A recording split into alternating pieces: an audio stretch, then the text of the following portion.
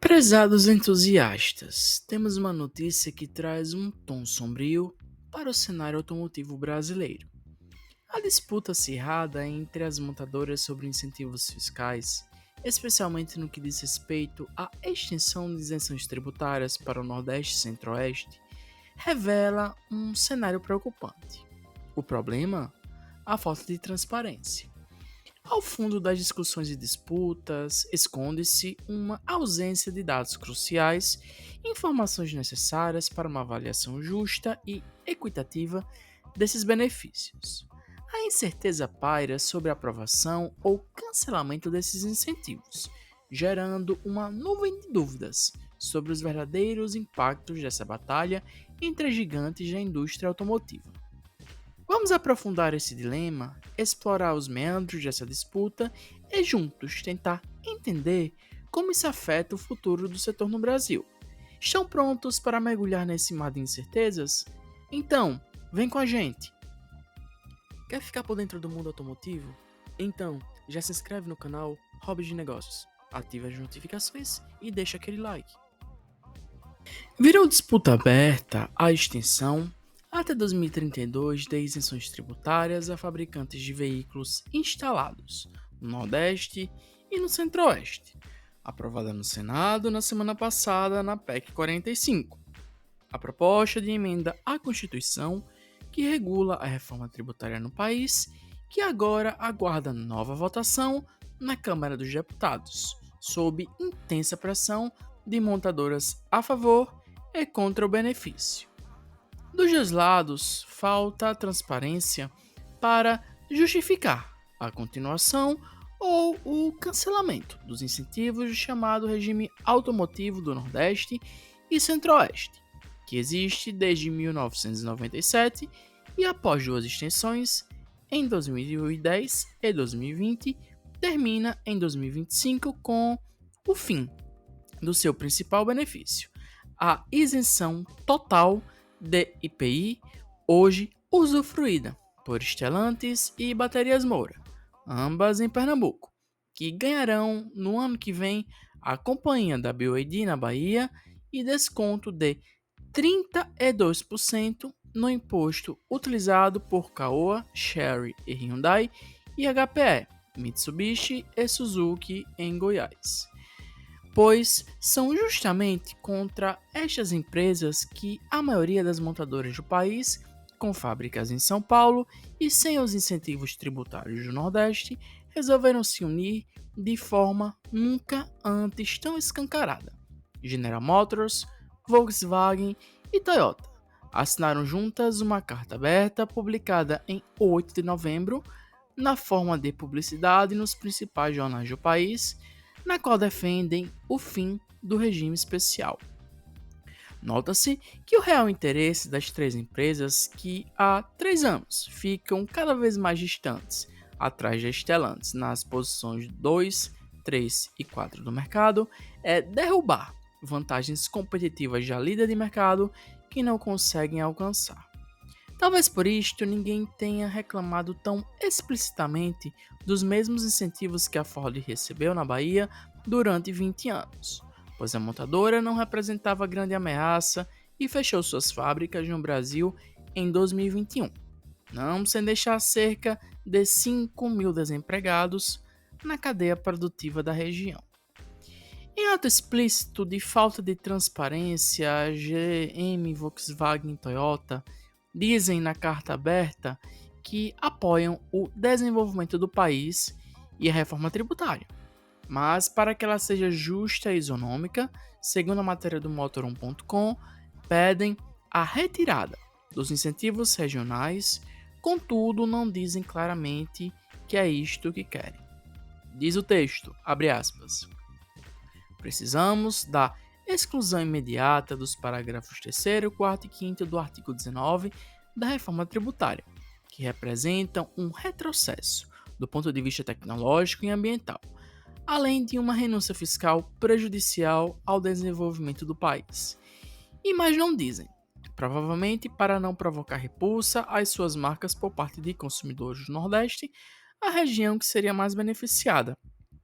ou prejudicada por sua retirada pelo mencionado artigo da PEC 45, pois, segundo entendem as 3 montadoras multinacionais sudestinas, o incentivo regional até 2032 prejudica o desenvolvimento nacional. As narrativas são opacas, segundo o Motor1.com, a qual afirmam que as empresas pagaram por um único anúncio para criar a narrativa de que contribuem para o desenvolvimento nacional, mas estão sendo injustiçadas pela falta de isonomia tributária no Brasil. Dizem que a indústria automotiva está instalada do Oiapoque ao Chuí, o que é obviamente inverdade, mas concentram-se por mais de 6 décadas a maior parte de seus investimentos bilionários em um único estado, São Paulo, onde também já tiveram incentivos e atualmente gozam do conforto de fornecedores próximos, das melhores rodovias e da melhor logística possível, o que certamente não é isonômico no país todo. Contudo, não há como saber o quanto esta localização no Sudeste beneficia ou prejudica as empresas, pois todas escondem seus custos e lucros sob o argumento de serem corporações estrangeiras que só divulgam resultados financeiros globais. Algumas se recusam até a divulgar o número de veículos que produzem. Esta opacidade deveria ser proibida na concessão ou cancelamento de qualquer incentivo tributário brasileiro, pondera novamente a matéria do Motor1.com. Bem mais claro, em defesa de seu território, ainda que em prejuízo dos outros, foi o CIESP, Centro das Indústrias do Estado de São Paulo, que também na semana passada divulgou nota chamando a extensão dos estímulos tributários para o Nordeste e Centro-Oeste de privilégios indevidos usufruídos por fábricas já instaladas no país, justificando que um incentivo deveria ser concedido apenas a fabricantes de veículos elétricos ou híbridos, o que na prática beneficiaria somente a BYD. Na verdade, os benefícios contemplam estes modelos também, mas foram estendidos a carros flex ou híbridos flex, aumentando assim o escopo das isenções para Stellantis, HPE e Caoa, que já têm fábricas em operação. Mas veículos exclusivamente a gasolina ou diesel ficaram de fora. Portanto, modelos Mitsubishi montados em Catalão e algumas versões dos veículos Jeep e Ram produzidos em Goiânia não gozarão mais dos incentivos depois de 2025. E quanto à perda ou ganho? Prossegue a matéria do Motor1.com. O CIESP, em sua nota, volta a citar documentos do TCU, Tribunal de Contas da União, que calcula em 5 bilhões de reais por ano o custo da renúncia fiscal a montadoras no Nordeste e Centro-Oeste. Vale lembrar que este valor não seria necessariamente arrecadado pelo fisco se o imposto cheio fosse cobrado sem concessão de descontos, pois sem este instrumento de desenvolvimento regional, provavelmente os investimentos na região nem teriam sido atraídos. As fábricas não teriam sido construídas e, portanto, não haveria nada a arrecadar.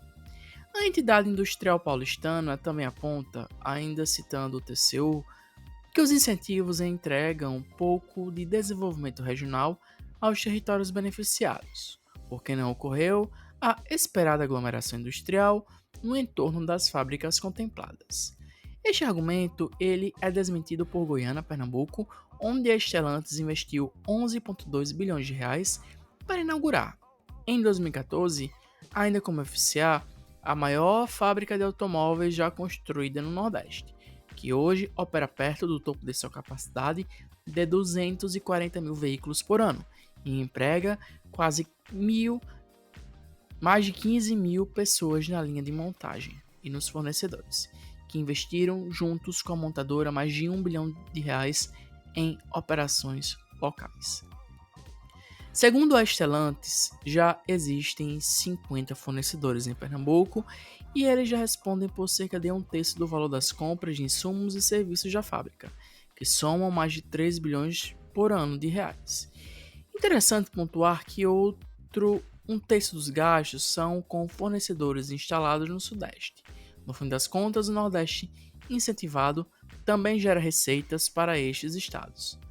Também eles desmentem o TCU, um estudo da consultoria Ceplan, segundo o qual, para cada R$ 1 do incentivo recebido pelos Stellantis em Pernambuco, houve retorno de R$ 5 em impostos recolhidos.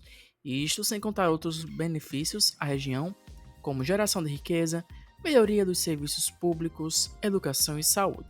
Até a mortalidade infantil e a evasão escolar foram reduzidas após a instalação da fábrica em Goiânia e sua cadeia de fornecedores. Sim, o estudo da Ceplan foi encomendado pela Stellantis, mas todos os números e dados citados pela consultoria são públicos e checáveis. O desenvolvimento trazido pelo empreendimento é visível e inegável. Na matéria do Motor1.com, prossegue ainda com a seguinte indagação: ainda é necessário? O que se discute agora é se os incentivos fiscais ainda precisam ser concedidos quando a fábrica de Goiânia está prestes a completar 10 anos de atividade. A Stellantis defende que sim, pois segundo a empresa ainda é necessário melhorar muito a infraestrutura logística da região, o que torna mais cara a produção lá por causa da maior dificuldade em receber componentes e despachar carros, a maioria para estados do Sudeste. Também avalia que é necessário dobrar para 100 o número de fornecedores locais, formando uma cadeia que poderia sustentar cerca de 100 mil empregos. A empresa estima que este cenário não será construído antes de 2030. Aqui, o problema é, novamente, a falta de transparência, pois a Stellantis trata como segredo o quanto é mais caro produzir um carro em Pernambuco por causa da logística difícil e distância de parte dos fornecedores. Mas o que se sabe é que a empresa tem apresentado bons números financeiros em termos de resultado e lucros recorrentes na América do Sul. Caso a extensão dos incentivos até 2032 seja retirada do texto final da reforma tributária a ser votada pela Câmara dos Deputados nas próximas semanas, também não está claro se a Stellantis irá reduzir investimentos em Goiânia, onde pretende produzir seus primeiros veículos híbridos flex já a partir de 2024. E se a extensão for aprovada como está, apesar das ameaças de praxe, também segue opaco se as montadoras instaladas em São Paulo vão reduzir ou cancelar investimentos. É tudo muito intransparente. E então, o que vocês acharam desse vídeo? Deixa aí nos comentários. Muito obrigado. E eu vou ficando por aqui. Até a próxima.